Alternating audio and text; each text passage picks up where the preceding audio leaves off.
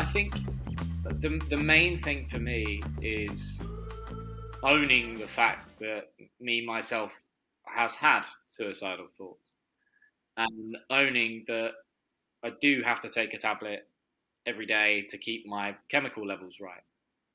And to be honest with you, that's something that it's a question that I've kind of teetered on a lot in my career.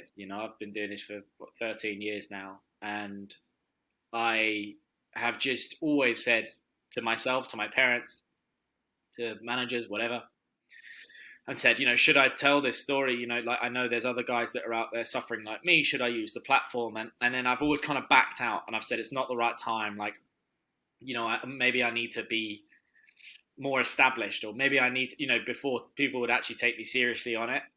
And I was always worried that people wouldn't take me seriously because I am a celebrity kid. That, how can a kid who's got everything he's ever asked for and had the best upbringing anyone could ask for, how can he have these types of thoughts? How can he go through those types of pressures?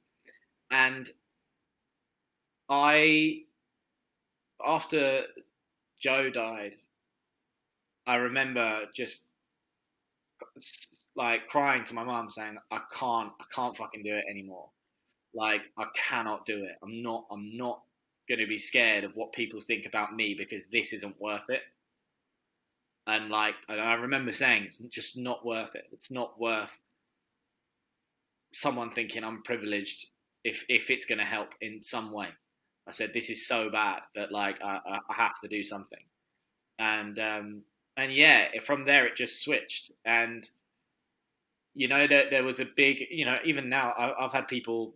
There were some people complaining about me taking an antidepressant on TV, and if that's what they want to do, then that's fine, and whatever. But I know that in the doc I said, look, antidepressants are the things that I use. For someone like my dad uses therapy.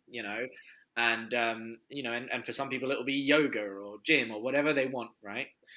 But I'm pleased that I did the antidepressant thing, because there are a lot of people out there who are scared to take things like that do chemically need them, and it will help them. So I'm insanely proud that I think that some of the ones that I've really like has taken me back when I've seen it is I've had parents text me saying, a doctor has really been pushing my son to take these tablets, and he was too scared to take them, or he didn't want to take them, and he thought they were wrong, and all these types of things. And seeing you kind of do that as giving him the courage to kind of say, what, it's okay to have a little bit of help. And I think that all makes my worries before worth it. Even my mum, mate, was really worried. She was really worried. Like, Yeah, you could sense that it was a powerful conversation. That was one that really hit me, and one that really hit my mum personally.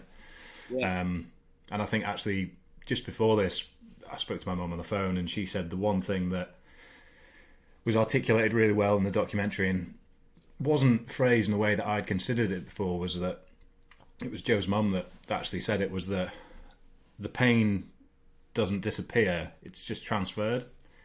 Yeah. And whilst I said in our conversation, obviously I wasn't in a rational state of mind, I wasn't considering, well, I was actually shying away from the reality of what I was about to do.